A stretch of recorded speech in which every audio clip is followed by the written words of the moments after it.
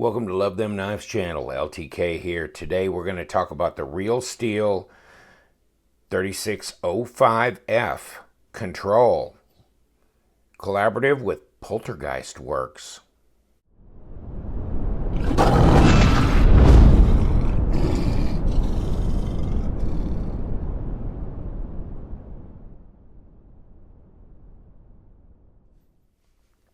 Hey guys, welcome to Love Them Knives channel. LTK here. Yeah, got this knife and I was really curious about this. I mean, this Poltergeist Works collaborative thing that Real Steel's doing is pretty interesting, actually. You know, you look on the Poltergeist Works site and they have a website. They have a Facebook. They have an Instagram. And I'm going to give you the links to all three. But they're custom knife maker. And Jacob is his name. And you'll see his kind of bio and his picture and stuff like that. And knives that they do, which are very much like this. So these are the designs that he has done and collaborative with Real Steel Knives, which is a Chinese knife maker. Okay. What this knife is a good size knife. And so you've seen the 3001 Precision, maybe or maybe not. I did a video on this. This is G10 steel frame, okay? And the orange has a different kind of texture on the handle than the black. I did the black. I'll get the orange here in the future. But these are 14C28 and Sandvik steel blades. Okay, interesting knives with these thumb discs. And you can see the open hardware here.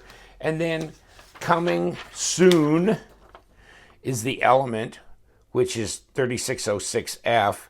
And, 105, so it depends if you get the G10 or they're going to have a micarta scale version of this too.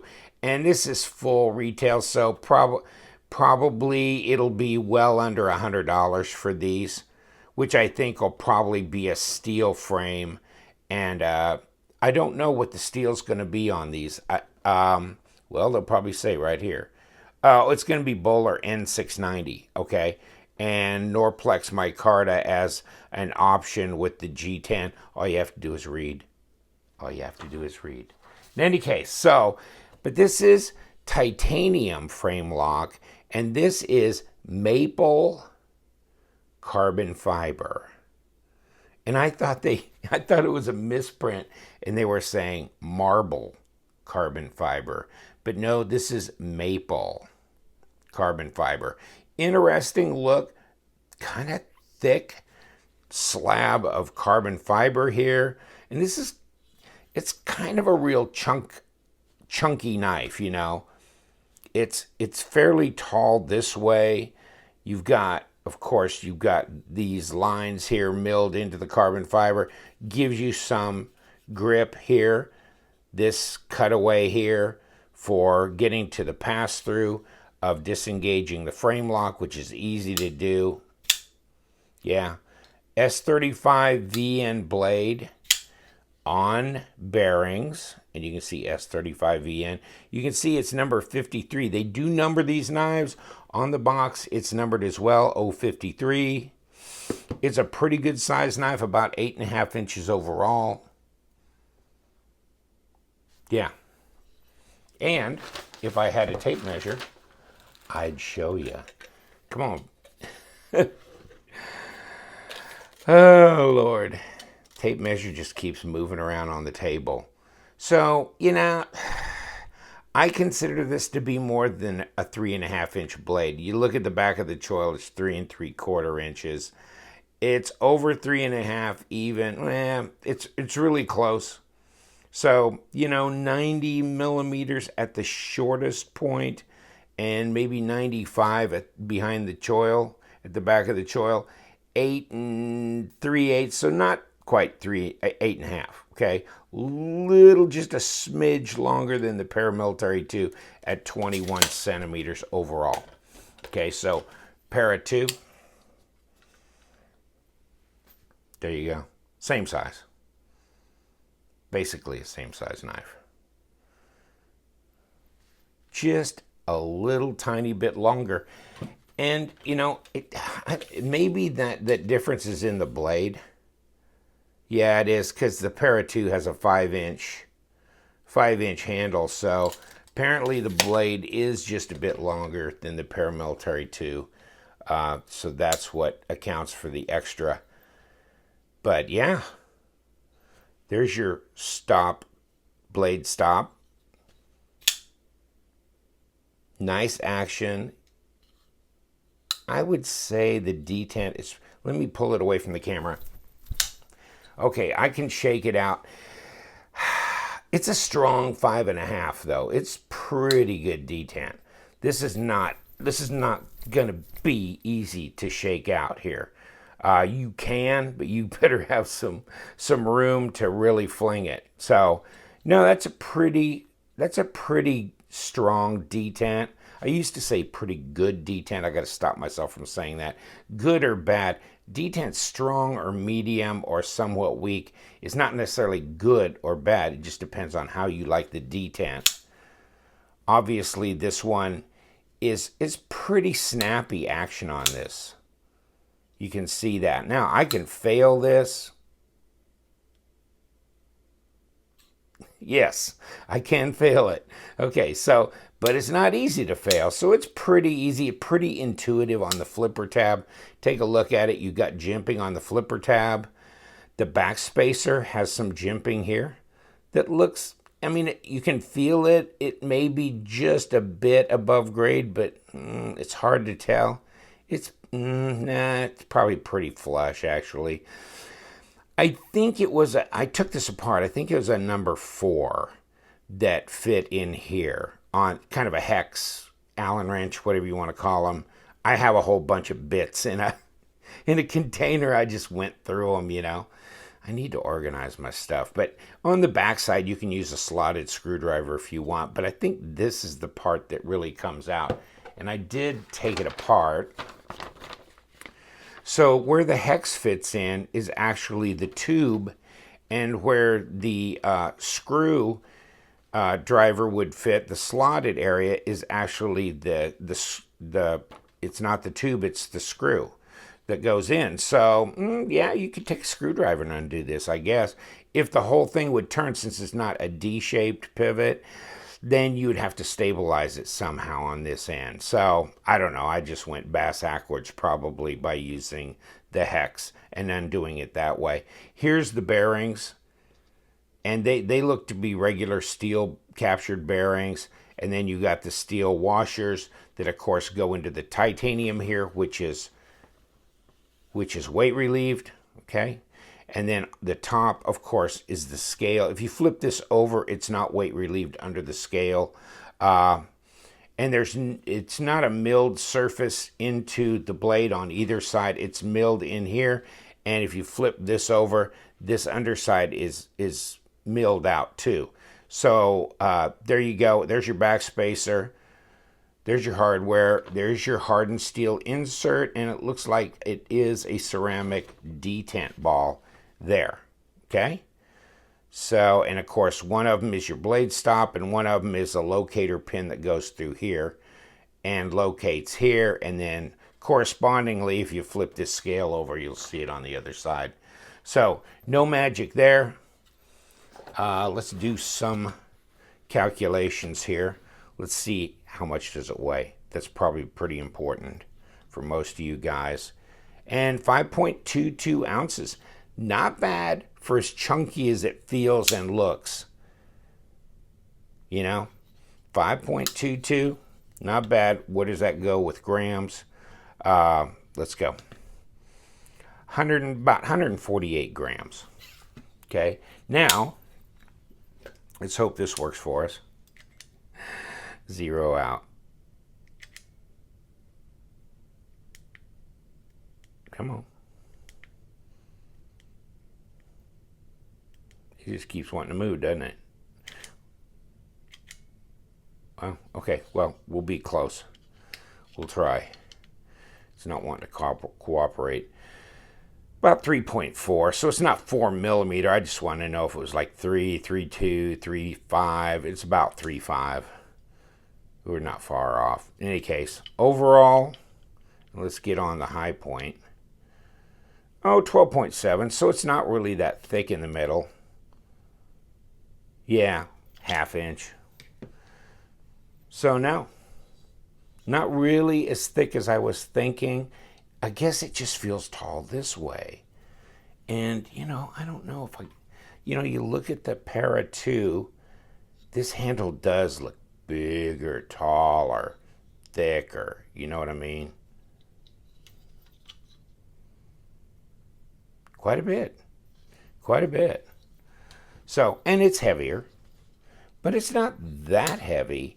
And the action is really good on this. I've shaken it down. I may have this a little tighter than you'd want it, but there's no blade player lock rock here. And it's centered up just fine, even after I took it apart.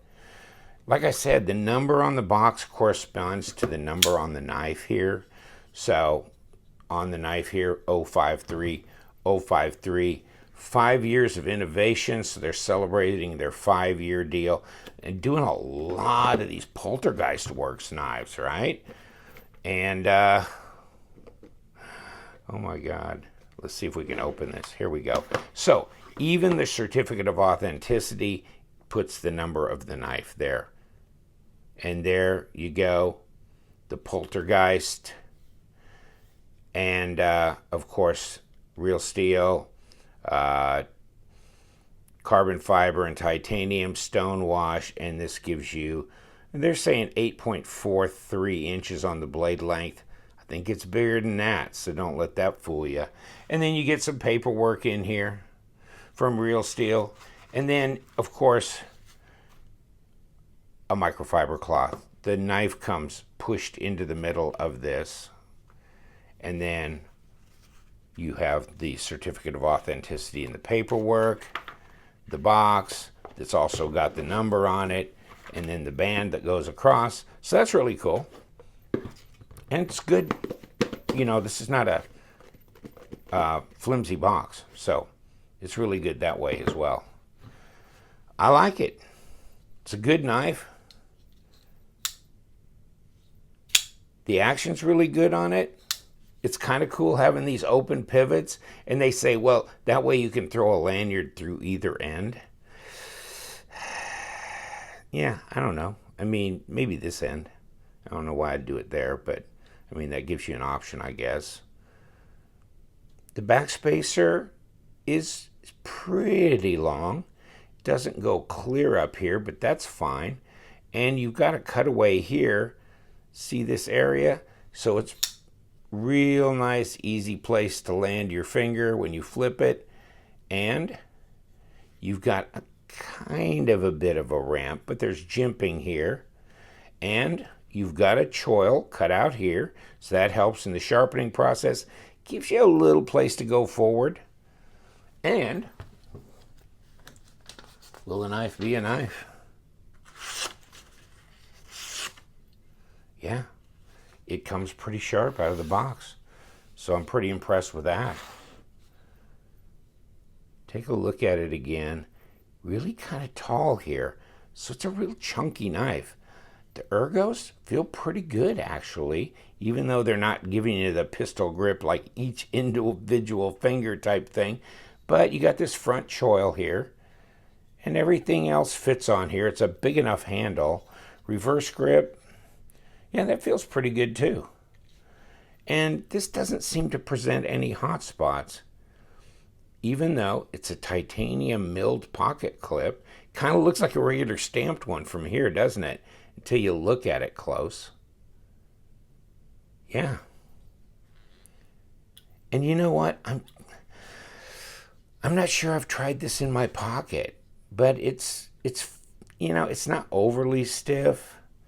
But you know how milled clips are. They're not quite, I don't think they work quite as well as a regular steel stamped clip. But in any case, it's not a deep carry, but you got 2 screws holding it in place, so it ain't going nowhere.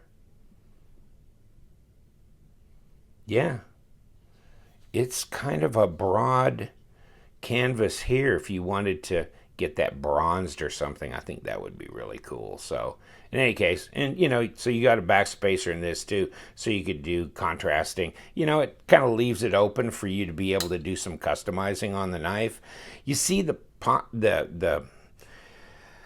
thumb stud here, but on the back, if you think about it, see the cutaway here where the thumb stud is? I'm not sure you'd get much clearance here because you don't have that kind of cutaway on this side. So is it reversible? It looks like you can take the thumb stud off, and maybe that's good for other countries where it has to be a two-hand. Well, I don't know. Yeah, you're right. You got the flipper tab. So maybe you can reverse this, but if you do, you're not giving yourself much here.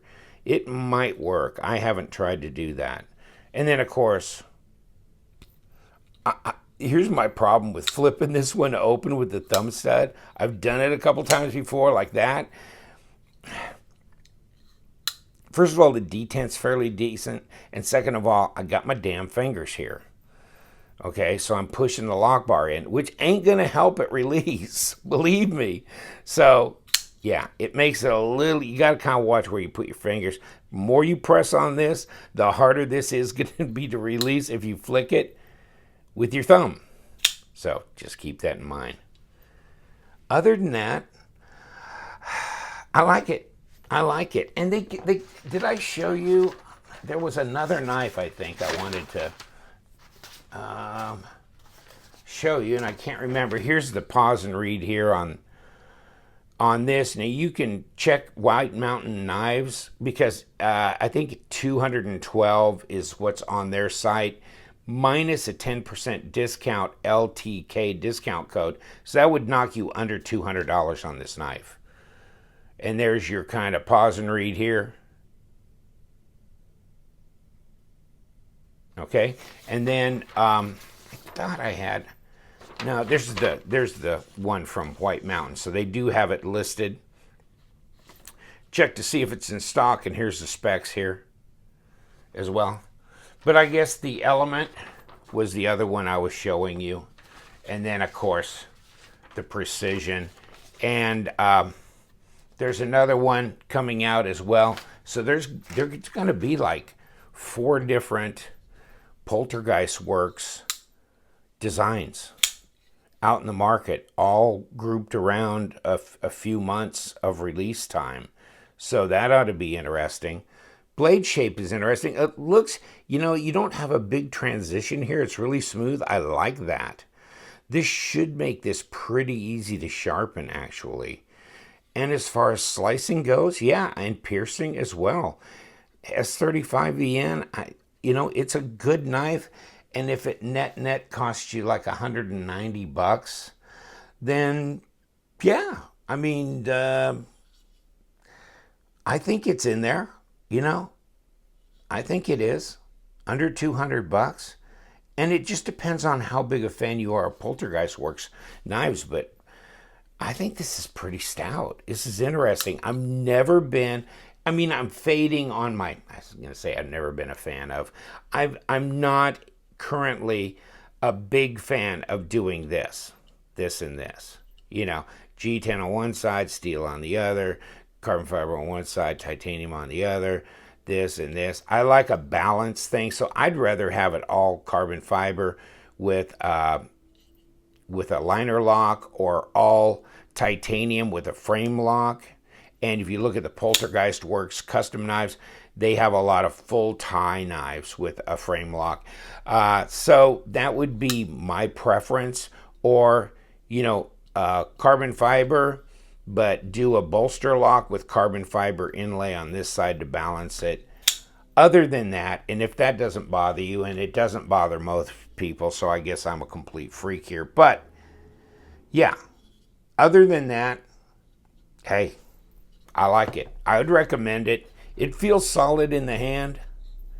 The action's really good. The detent's reasonably strong. So it's a good package. It's very intuitive as far as the flipper tab and everything. It's comfortable in the hand, and it's not that heavy for the size. but it's more of a chunky little beast. It's not a gentleman carry by a long shot, but it's not overly heavy. Some of those big old chunky beasts are over 6 ounces. This, just barely over 5. So, not bad. All right, I'm going to let you go. Hey, Flanagan, thank you so much. Appreciate your time. You know what we do around here. We love them knives, so you guys stay sharp.